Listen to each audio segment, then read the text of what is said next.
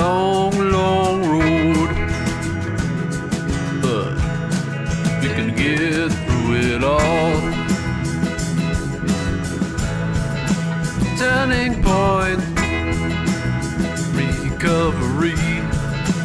Turning point, yeah. Good evening, and welcome to Navigating Your Turning Point, a podcast about recovery where we embrace multiple pathways to recovery. Because there's no wrong way to recover. Tonight's episode is titled, Recovery is an Evolution. We're going to talk about that a little bit, and we'll get into that more with our guest. Let me preface it by saying that this is a non-denominational podcast, and being both a member of AA and other multiple places of recovery, I don't want to put the God thing in there or the higher power in there for those that are uncomfortable with it. My personal opinion is that we must all believe in something greater than ourselves to be successful in recovery. That being said, we're going to move in a different direction tonight with our guest. So, what do you think? Upcoming episode, Jeff, what do you think's going on? How does recovery evolve over time? You know, tonight we're wrapping up our first season of the podcast, right? Yes, we are. We have Corey tonight, our program director at Turning Point, which I think is fitting to kind of bookend this season with what we've been doing. But we're going to have some more events, and I think the podcast has evolved. My recovery has evolved over time, and I think that's kind of the topic of discussion as we kind of get into the conversation tonight, Corey. And really, we want to find out about, like, hey, what's the direction of Turning Point headed? What's the direction of your recovery headed? Or where has it turned? And what's been your evolution and all that? So we're here. We've had multiple guests on at this point. This is our 8th episode, and we've evolved as, you know, partners in crime here on the podcast and really developed our hosting abilities and everything.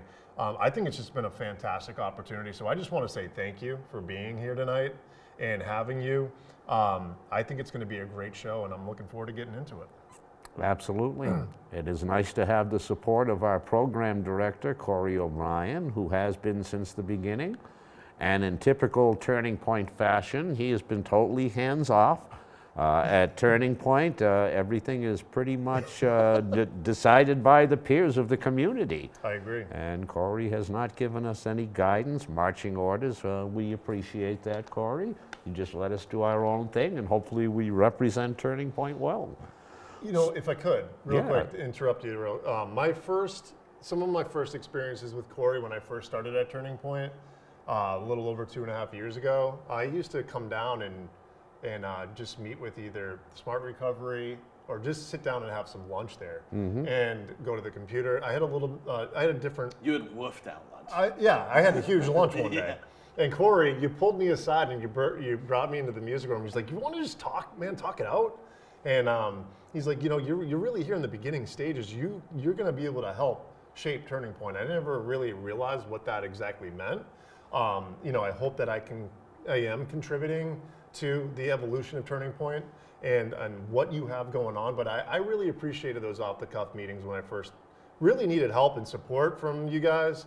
And that's why I was there, and I was just very grateful for you taking the time, man. So I just want to say thank you for that, too. Yeah. That was awesome. Yeah.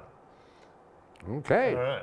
Wait, Yeah. can we, that was saying thank yous. Can I say some thank yous? Yeah. You may say So, some like, thank yous. I'm super grateful to be here. I'm grateful to have been able to watch the process of the podcast like evolve and like really take shape. I mean, I used to use it as an idea. Like during Julie's interview, I said, all right, so say we're going to have a podcast. Like, what would that look like getting it off the ground? Like, I would use it as interview questions. Like, how would you incorporate others into the process?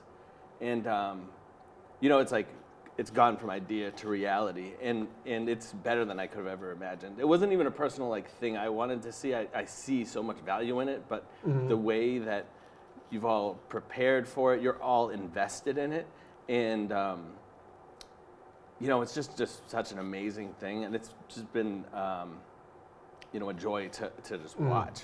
Absolutely. So thank you for inviting me, and thank you for committing yourselves. I mean, there's sacrifice involved here. Your family, you were talking about your wife preparing dinner, we were running out the door. Like, Yeah. they're giving of their time, like they're sacrificing their time with you, and Absolutely. for something greater.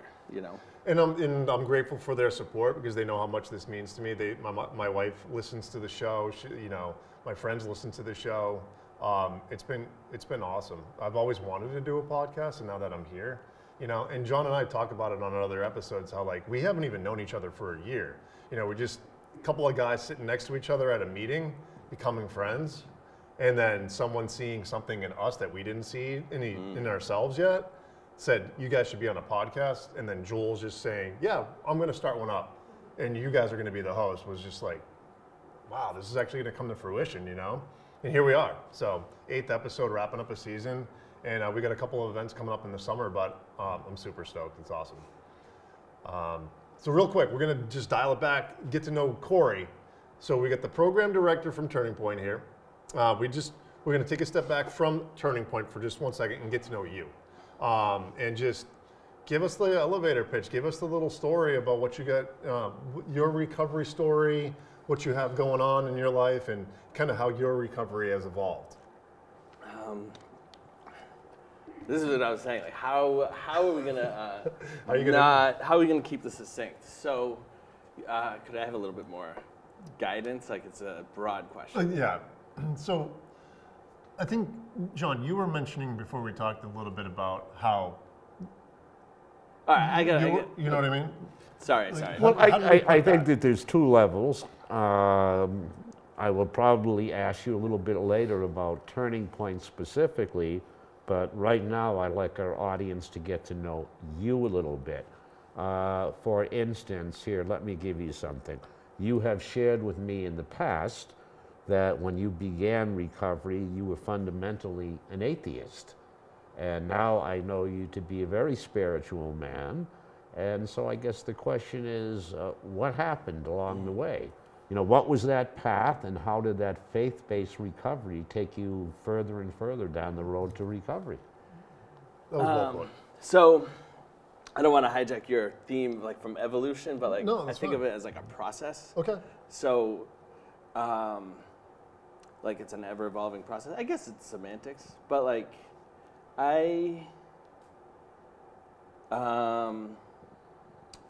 so I'm a person in long-term recovery from opiate use disorder. That includes, so I would identify as like, the long way of saying it would be like, my name's Corey, I'm a person in long-term recovery. I haven't done this in a while. These are those brain farts. So, my name's Corey O'Brien. I'm a person in long-term. What the heck? I'm grateful. Wow, I had a whole spiel. Well, Corey, I hate to say it, but you just failed your interview. Thanks for stopping by today. I got you. So my name is Corey O'Brien. I'm a grateful follower of Jesus Christ, saved by His grace through the 12 steps of AA from certain death of drugs and alcohol. Okay. And I thought that through a lot because, it starts like with grateful, and my life, had taken a turn to like where I just like lived in darkness, and I had been consigned to death. Like, I didn't want to die, but I was like, I'm gonna die, and I just was numb to that idea. What made me sad was, first I couldn't feel sad, but I would write notes to like whoever found my body. Like, this is a little graphic, but like I would say like, I'm sorry, it's not your fault. Like, I was just expecting to die, and it was a very dark place. And so, through a process, I eventually, I got connected to Detox, and actually from Detox, I met with Doris Cox, who is the CEO of Bay State Community Services. I was introduced to her. I thought that she was like a caseworker, and she connected to me to IOP at Bay State. Okay. So Bay State's our host agency, so I work before Bay State. And I went through their IOP program. I still go to counseling there. And medically assisted recovery is a major part of my journey. Okay. So Suboxone, so along with the 12 steps, it's so hard to kind of just share in a concise way Like the journey. doing it in a nutshell Yeah. is really is being difficult right now. Yes. Okay, But it's because there's like points. Like I really want to emphasize like how medically supported recovery was vital to me, and the 12 steps were vital, as was like just fighting every day to like find something to not die. We talk a lot on the podcast of it having a toolbox in recovery, Right. being multiple pathways. You were filling the toolbox. Yes. Is what it seems Yeah, like it was during like- that stage. From listening to like TED Talks on NPR, like I would go to a meeting and then I would drive to the ocean and I would listen to like the Moth Radio Hour and I would hear people tell stories and then I would find myself like laughing and then like bawling. So I was starting to connect to my emotions, and it was on the beach one day that I heard someone tell a story I wish I could tell, but like it was like the moment that I realized like, oh, God must exist because of this story that I heard, and like I really just started opening up and started connecting to like the possibility of not only God possibly existing, but like that I might there's hope, and maybe I could get recovery, and beyond that, like maybe I could thrive in life. Like I just started like opening up from like this dark, isolated, lonely, removed place to like starting to connect to things beyond me, like things within me and beyond me. So just to get the timeline straight, this is how long ago? 10 years ago? Yeah, that's like 10 to 15. It was a process. Awesome. And then how long was that process for? Would you say that like you got into Bay State, you started counseling, you were and then you kind of had like that, not aha epiphany moment, but it seemed like that's when that was a turning point for you? It was a turning point. Okay, listening on the beach to that particular episode, then that's when you were having the realization that God must exist, a higher power does exist. Well, I was wrestling through so much, so I'm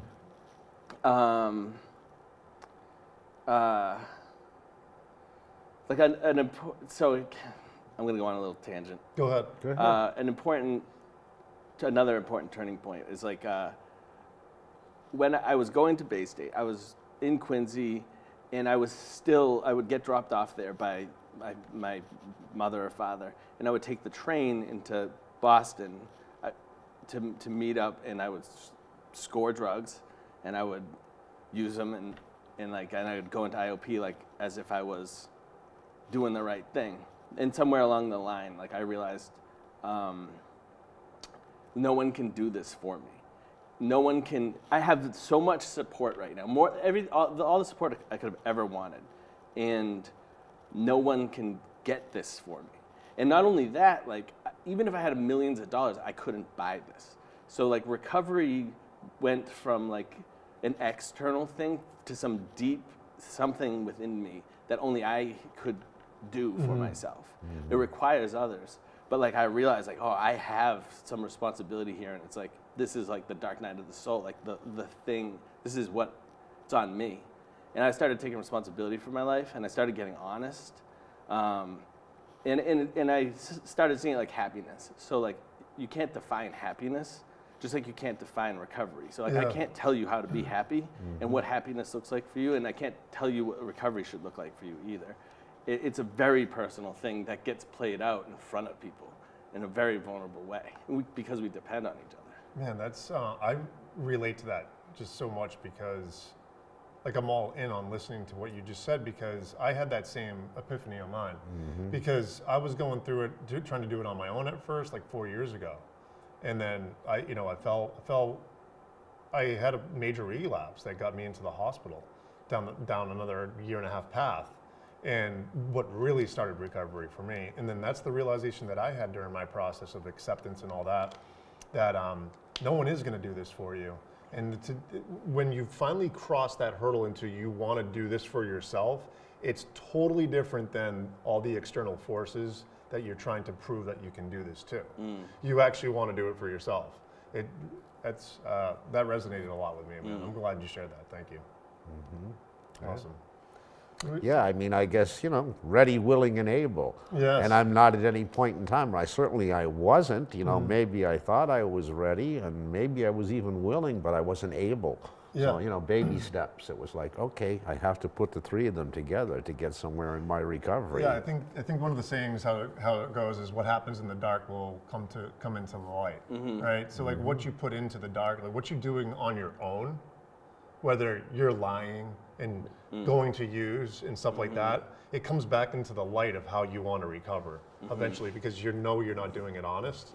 But then when in that darkness, you start to do things on your own for yourself that are the right thing to do, you start to lay that foundation, the building blocks of being honest with yourself, and then that starts to come out into the light, and that's a much better thing that comes out into the light than the shame, the guilt, and all the other stuff that's along with it. And that's a process too. So like we are dishonest for a reason. Yeah. And it's not like because you're a bad person. It's because like there's a survival skill there sometimes. Sometimes it's shame and guilt. And like those are very powerful mechanisms that keep people away from recovery and can kill people because of the isolation. But what's great is like you can't hide from light. So like when light shines, you can't be hidden in the dark if the light's shining on you. Right. So now you've moved forward into this kind of like more spiritual type of recovery. Where is that at now in your recovery world? Like, it seems like it's you're a faith-based man now. Is it brought into the family as well that you have, and how does that all get incorporated? So, can I give a little back story? Oh yeah, absolutely. So the process was I went into the halls of AA, it was like basically like AA or death. Like the doctors couldn't tell me like, here, do X, Y, Z, and you'll be okay. They're like, here's some suggestions. Good luck. And that was like pretty shocking to like know like medical professionals couldn't really help me. They were like, go to AA. So like I went, and it was just it was like AA or death. So that I pursued it like I didn't want to die. And what I heard after a long amount of time, the people that had what I wanted, that seemed like their words and actions matched, had done the 12 steps and had a meaningful relationship with a higher power. So like I was like, all right, if I'm gonna do this, then I'm gonna have to start to establish like an idea or a connection with the higher power. I had to start to become open to this. And I met with my sponsor one day, and he said like, I was like, I don't believe this is gonna be an obstacle. This is gonna be, I don't know how I'm gonna get past that, but I know if I want what you have, I'm gonna have to believe, not just in some thing, like a light bulb. Like it needs to be meaningful. And he said, like, I know that you don't believe, but can you believe that I believe? And can you believe that I see God working in your life? And I was like, yeah, I can believe that you believe. Definitely. That was easy. And really from there, I started like opening up to like the concept of God and what does that mean, and how do I connect to that? And it was really like anything I couldn't understand, I was like, all right, I'll call that God. Like, why did I just bump into someone in Quincy when I saw them on a bus, or like these weird interactions and like interconnections that happen, or like why is the universe expanding? I don't know. Like I'll call that God. Like so I don't just spin. Like I can just let go. Like all right, well I'll call that God.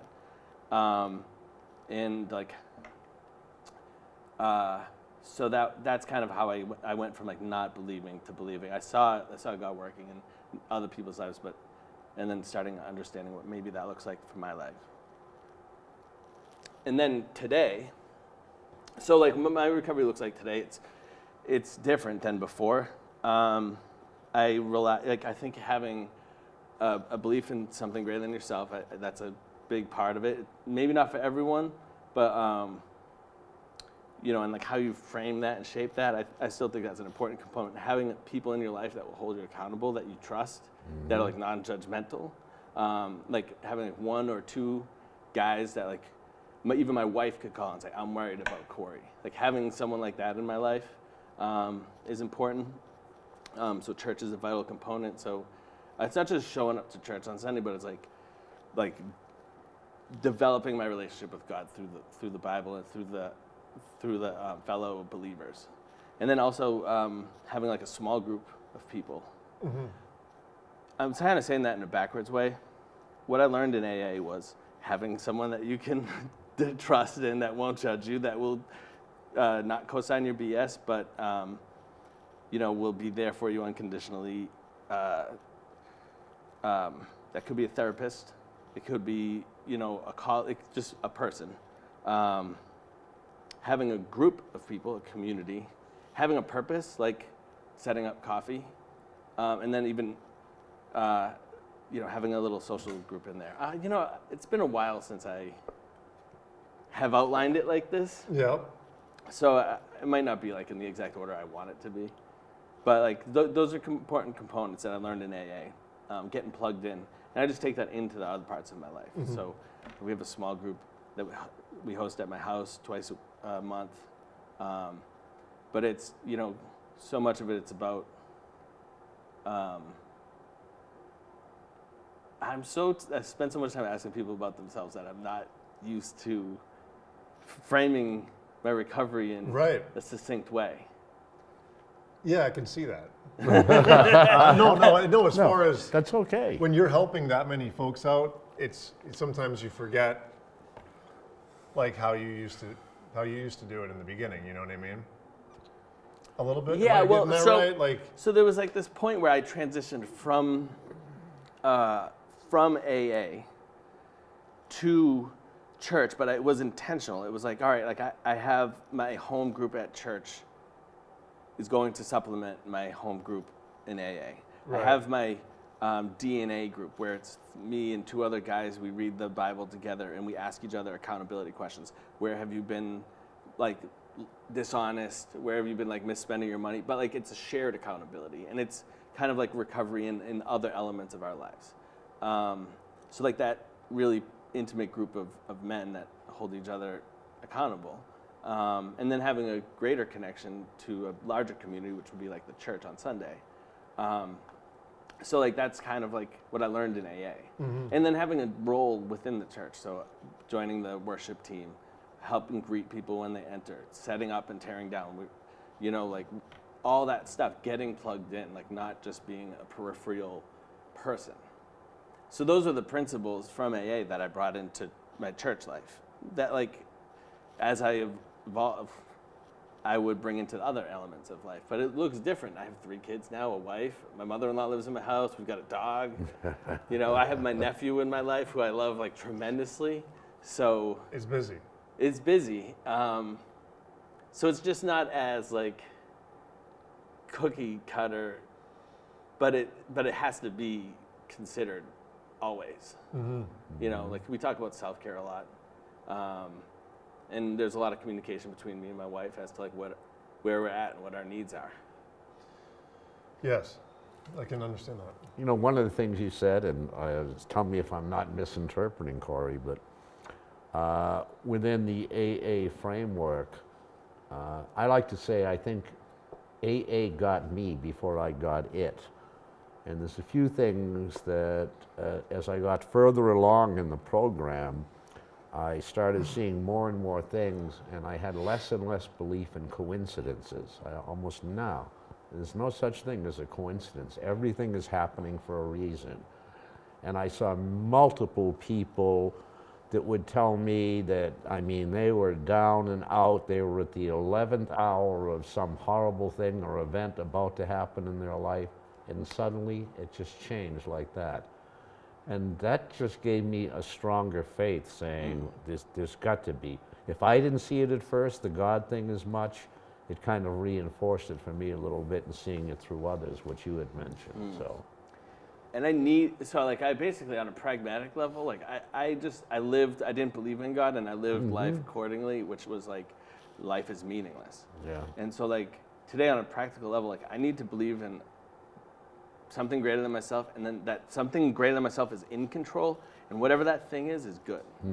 I just need to live in a world where like there's meaning and purpose behind things. And I don't have to understand the meaning and purpose, but I have to know that the thing that's in control is good. Okay. So then you eventually made it a career. Now you're the program director, but we'll rewind. You started with Bay State, Mm-hmm. and it went from like what? Let's rewind all the way. What were you doing during active use? Like, what were you doing for work then? One note about recovery today is I'm still in counseling, so I have never left counseling. So I see my counselor once a month. Awesome. And that's just another part of like the mosaic. Okay. It's always baked in like a fire alarm or a fire drill or whatever. So it's there when I need it. Okay, your question was? So we're getting into the career path, how you transitioned your recovery into it being a career. But before that, what were you doing, like for a career or work or whatever you want to call it, jobs, prior to recovering, being in recovery? So I'd worked in restaurants. Yeah. Was like, I would say like the main thing that I did. Like I was a server Yep. in restaurants. I had other ways of making income along the way over the years, but that was not like real work. Right. And when I found myself at Bay State, going to IOP and in early recovery, I was like landscaping, but I wasn't doing anything. I was aimless and directionless, and like it was just like so much of life was just like survival and how do I get high. Sure. Honestly, like I don't even remember what I was doing. Right. It was whatever I could. So what happened was, so I was at Bay State. I was in IOP again and in counseling, and I was doing a lot of volunteer work. Like I really started doing tons of volunteering, and I put together a resume after a mission trip. I have a whole nother story I could tell, but like after like the realization that I'm like would want to support and work in the field I could work. Like it drives me to help people. That I put a resume together and gave it to a woman that I had met that helped me connect to Bay State, who's Doris Cox. Still unbeknownst to me at the time that she's the big boss, you know? So she was writing, I gave her a resume and it just had volunteer work as my work. And she was writing the grant for the Quincy Recovery Center. It's called the New Way Recovery Center. But she was just writing, this is in the very beginning stages of writing the grant for funding. And at that time, there were 5 recovery centers in the state. So she was like, yeah, I've got something in the works. Just give me a call. I'll let you know. And I was like, can I call you next week? Like, I stayed on her, and she was so kind. And but she didn't give me any, like, she wasn't, like, any guarantees. It was so vague at the time. But she got the grant. Bay State was awarded the grant for Quincy. And then I was hired as the outreach coordinator. Before I was even working there, I was like helping. I was like, I don't even care if like it's official yet. Like, can I help? So I just started like helping take down like cubicles as we prepared the building. I started as outreach coordinator, became the assistant director, and then they were writing. Then the grant was written for Turning Point in Walpole. And I became the program director. Wow. So now we're at Turning Point. Yeah, so let's switch gears a little bit. Let's talk about Turning Point. Here, I'll give you a few seconds to think. Not many. But, just like the guy that walked past Turning Point many times and saw a sign in a building and said, what is that? What's Turning Point? I'm sure that when you hold events and fairs, people say, what's Turning Point? What's it all about? So I'll tell you what, why don't you give me the elevator pitch? Okay, you think about it, but you got 45 seconds. It can't be a 3-minute story. 45 seconds and tell me about Turning Point. So at base level, Turning Point is a safe, judgment-free space for people to for people to have access to recovery for everyone that are 18 plus. So it's a resource center. There's support groups. Geez, you put me on the spot here. So at base level, it's a safe space. It's judgment-free, and it's a kind of an on-ramp back into society, into recovery, and into society. I'm giving you all these nebulous things. Shoot. So at Turning Point, we believe that there's no wrong way to recover. Mm-hmm. We believe that you aren't defined by your past, and in fact, everything that it took to get you to walk through the door is exactly what it's going to take to not only recover, but to help others recover. And your life has meaning, and from your life you can contribute and shape the space at Turning Point. So we're not treatment. We want people involved in meaningful ways. Like when you come in, we'll say like, how's it going? And if you want your space, that's fine. But before long, we're going to be asking you, like getting to know you, we're going to be asking you to help. And it's a place for family members to find out concrete information about what recovery looks like, and what all of the things are. So it's a sober house, what's a halfway house, what's an IOP, what's a PHP, what do I do next? How do I love my loved one? We have resources. Everybody that works here is a person in long-term recovery, mm-hmm. So we share from our lived experience, and all of those experiences are different, but so this isn't 45 seconds. No, it's not, and I knew it wouldn't be. Well, why are you putting that pressure on? I knew it wouldn't be, but I'll let you go. I'm not going to stop you because it probably precluded the next question. I was going to say, let me ask you. What type of person should be going to a Turning Point? What is Turning Point? Who does it help? But I think he answered most of that in terms of the services, not only available for somebody in recovery, but for family members and for loved ones and help. And when we had the people on, Jeff, from the helpline just a week or two ago, and it was the same thing. People are not plugged in. They don't know who to call, where to go. Well, if nothing else, Turning Point is a great referral service. What we are not, no, we're not clinical, we're not inpatient program, but we're a great referral service.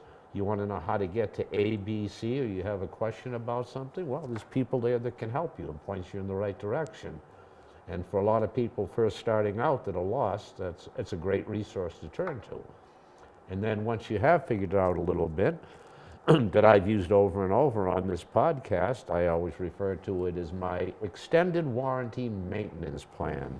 So when you get to a certain point and you need maintenance, which has always been the tough part for me, that's where Turning Point comes in. I need to piggyback off that. So the Turning Point is part of the state's term to approach to recovery, and not only like short-term, urgent, get in and out of detox and get the the chemicals out of your system, but like a lot of times we address recovery and addiction as like an emergency room, but really it's a chronic illness. So Turning Point is a place to address the short term, but also the long term, because recovery is long term. Recovery is chronic as well. So so for some people it's what is detox? For others it's a place for social connections. For others it's a place to volunteer and give back. For others it's just it's a place where support groups are. So it's many things to many people, and it's always evolving. Yeah, absolutely. And it has. I mean, from when I first started, granted, we did have COVID and everything that was, that kind of, put a little bit of a different ball game in place for, when we could show up and, in-person meetings, doing things hybrid. And then, the center kind of adapted to what we could and couldn't do at the time. Things are opening up now over the last year and a half or so or more, and we're doing a lot more things in person, and Turning Point has been able to pivot and adapt and add new resources or more events and things like that. So it's just been great to be a part of, as you guys have had to make a lot of changes from your inception, because you opened up right before COVID, had to make strong pivots to make it still in the forefront. I'm not sure really where I'm going right now with it, but We're just giving love to Turning Point. Yeah, just giving a little bit of love as to how the last, it's been about 3 years, right? Since 2019. We opened September of 2019. Oh, so it's coming up on 4 years. It's coming up on 4 years, yeah. That's awesome. So Closed during COVID in 2020. Like, you know, when it went digital in 2020 for COVID. that's when I joined the every morning meetings on Zoom. And, you know, the community meetings were on a lot of Zoom meetings, basically. And then we were able to open back up. I mean, we could still show up with masks on and everything like that, too, which was great. We were one of the first 3 centers to reopen in some in-person capacity. So, I mean, we gear this podcast a lot to the people who are reaching out, newcomers into recovery, that they're on their own turning point right now. Maybe they're looking to reach out. I guess, how can folks, what happens with folks who are just coming in? Like, how do they get started at Turning Point? I mean, I know how I got started. I just looked you up. I walked in, I went to a Smart Recovery meeting, and then I talked to Gerard, and then I met you, and the rest is history, right? So yeah, they could look you up on Google and all that stuff. But I mean, maybe there's a phone call that's being made to you guys, or I mean, how are you inviting the newcomers in once they do reach out? How does that work exactly today? So it's individualized. We try to create a culture of invitation and safety and connection. So like healing happens in community. Like one thing I've seen from all of the time I've worked in recovery and been in recovery is the magic ingredient is connection. It's people and it's community. So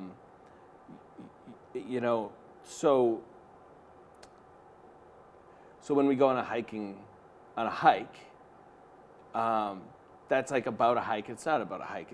It's about connection and community. So where am I going with this? So when someone comes in, we want them to be welcomed. There's like a vibe there, and that's because it's like a judgment-free place where we're open, like open-armed.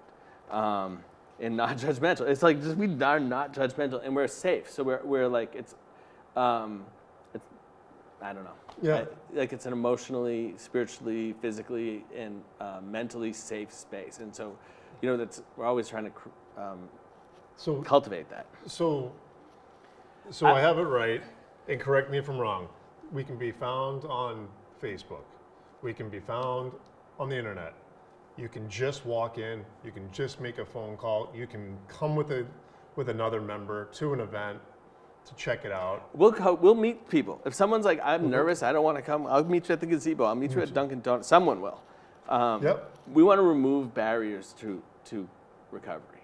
Okay. So as much as we are able to, we will. Awesome. I think we should give out the phone number and the web address if it's not already on the bottom of our do we know the podcast. phone number off the top of our heads? I don't have it. The phone number is 508-668-3960. Yeah, 508-668-3960. Also the Zoom ID for all of our meetings. Yep. Um, Website is? TurningPointRecoveryCenter.org. Okay, a mouthful. TurningPointRecoveryCenter.org. It's also on Facebook. It's also on Facebook. Yep. Yeah, but check us out through those resources. One thing, we won't go into a great deal of it, but we brought this up in like episode 1. Yes, we did. did. Is the code of conduct of Turning Point, right? Wellness is the acronym. And looking on my little notes here, it means we for the W, empathy, leadership, laughter, navigate, empathy, sincerity, and then safety. That's the code of conduct that we kind of all as a community work towards for the center, correct? Like, how do you kind of describe that code of conduct a little bit? I should say safety is so important that we should have called it swellness. So you have safety on the front and the back. But Got it. Swollenness. I thought that would be like the funniest bad Okay. joke. But the reason why it's not swellness is because we made these decisions as a community. So we, through a long process, we asked people like, what are your values? What are our values here as the recovery center? This is such a major part of the recovery center is like we involve the community in meaningful decision making at every level. So that's developing the code of conduct in our core values. And these are values of something that we live out in all of our places and spaces that we go as representatives of Turning Point and the recovery community. And when you live through these values, you demonstrate wellness. I don't know what your question was. Just about the code of conduct. Yeah, I think you answered it. Yeah, I guess, maybe I would say the wellness model, it is our code of conduct. Why? Why is it our code of conduct? That's what the community decided. That's Really? what We the came up with community multiple decided. acronyms Okay. in our Compass committee, which is our advisory board. This was all developed through Zoom. So we named the center. We asked people, anybody that walked through the door, what should we name the place? And then as a community, we narrowed that list down, and as a community, we voted. So once again, it reinforces everything that I know about Turning Point in terms of, the peers and the members deciding everything. Yeah. Everything. And I would, The peers, they're having the peer voice involved in the It's huge. decision making. it's the centerpiece of Turning Point. Like, that's how evolution happens throughout Turning Point is the peers are doing the work. No pun intended, right? Like, they're doing the work in their recovery. They're bringing something new to the table and then you're, with an open mind, trying to put these pieces together to, form something for everybody, I know that's probably really difficult. I put that kind of in a nutshell, but I do believe that we are the driving force behind Turning Point. It's not just on you or the other folks that work at Turning Point. The folks that are coming in, they can make a difference too, as to where Turning Point is Because at. the truth is we need each other. Like in recovery, just like in recovery, we can't do it without one another. Right. And to try to carry it all on our own backs, we'll crush under that weight. Yeah. So, a problem shared is a problem cut in half. Teamwork makes the dream work. These are things we say in my house all the time, but that's real. It's true. I always call my family, all right, team, let's go. Yeah. We're a team at home too. I made a mental note to add like a live audience dub because Swellness, your joke, would have landed and we would have hit the button with more laughter. So, Yes. all right, man. So, made a mental note. Next year, Lord. maybe we'll add a live audience dub. Okay? Okay. That would be the best if it was like a corny. Yeah. I would Swellness. love that. Oh, That's probably gonna be bad. yeah. The clock on the wall is starting to tell me it's we got to ticking. start to I can see John over here. we can start to summarize a little bit. We do have limitations, unfortunately. I could go on all night long with you guys. But I'm going to ask you, and Jeff's going to ask you a question, then we'll kind of maybe wrap it up.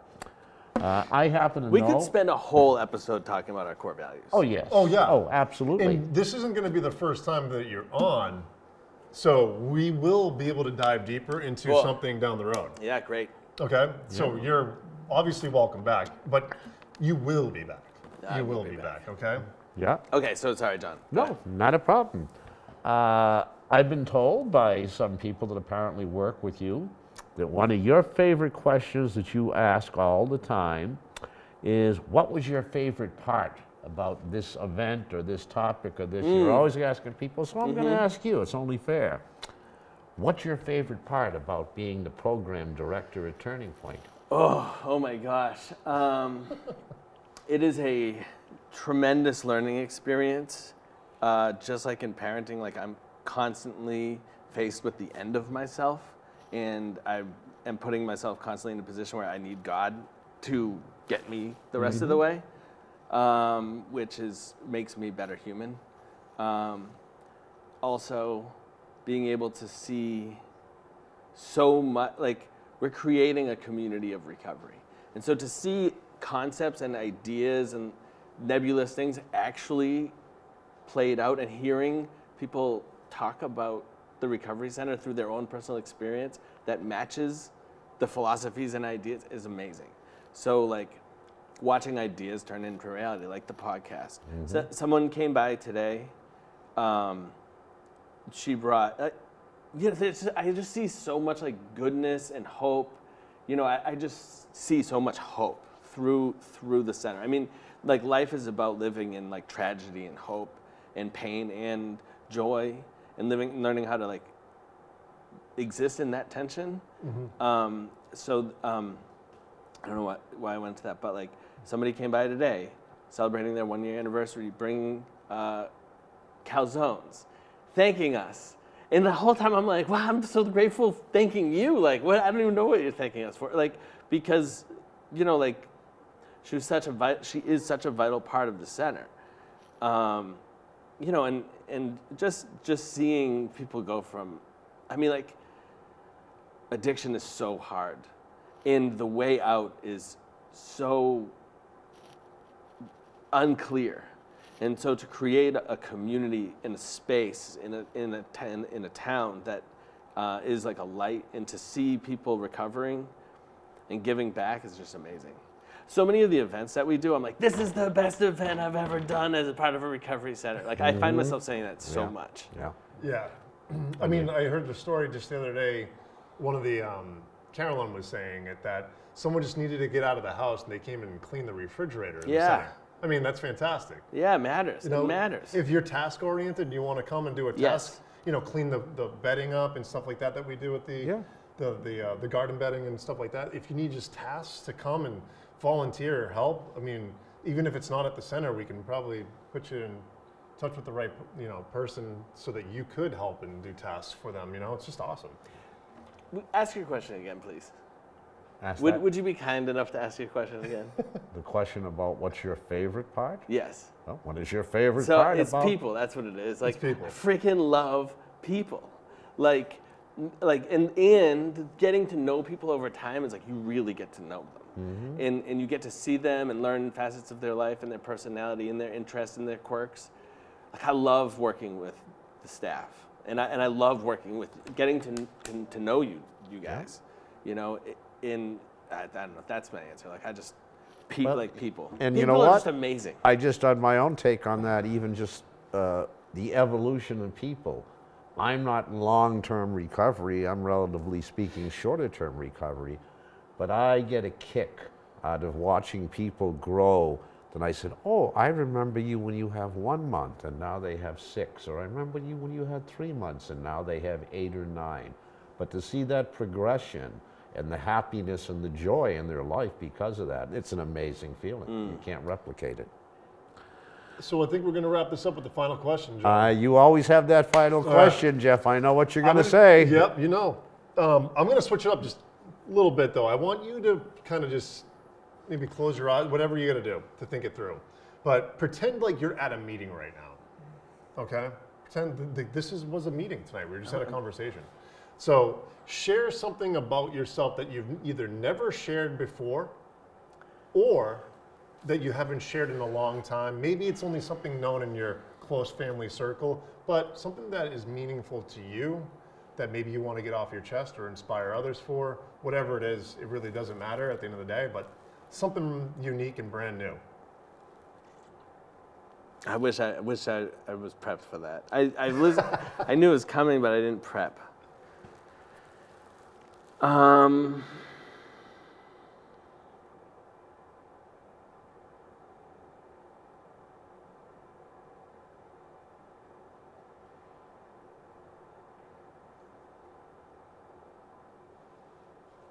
such an open book.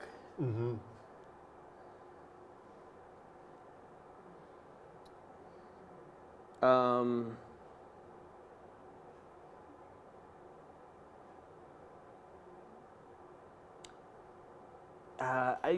I think that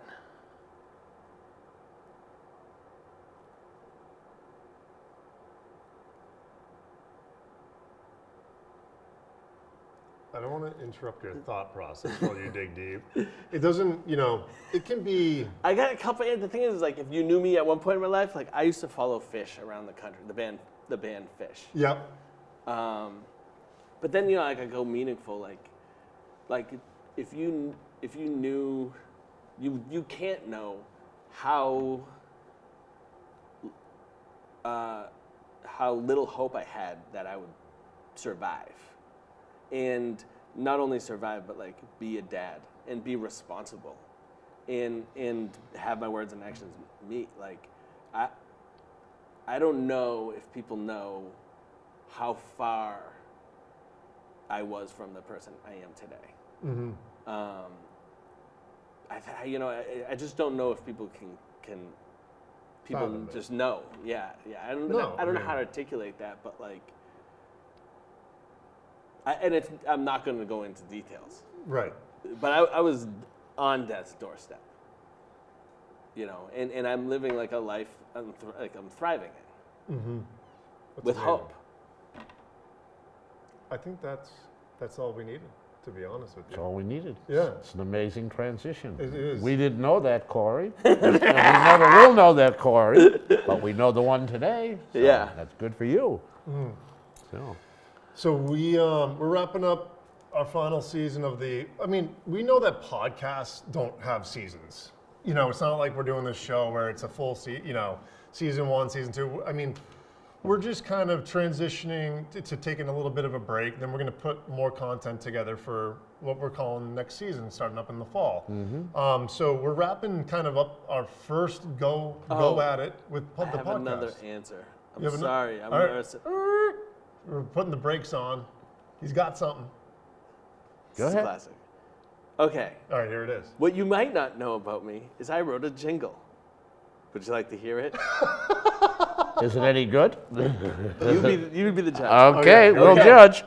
It's how I celebrated my 5-year anniversary. I wrote this for my daughter. I wanted to learn how to sing publicly, so I sang this as I got my marbles back. I wrote it and sang it.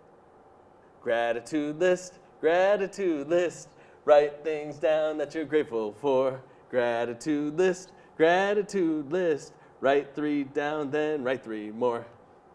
All right. All right. All right. Our Gratitude. first jingle, man. First You jingle. better watch out. That might turn into like the I don't know. podcast like background music or something. Gee, I don't know. Well, we're looking for a new theme for the next time that we start up, so Yeah, I you don't know never if that'll make the cut, but, we'll see.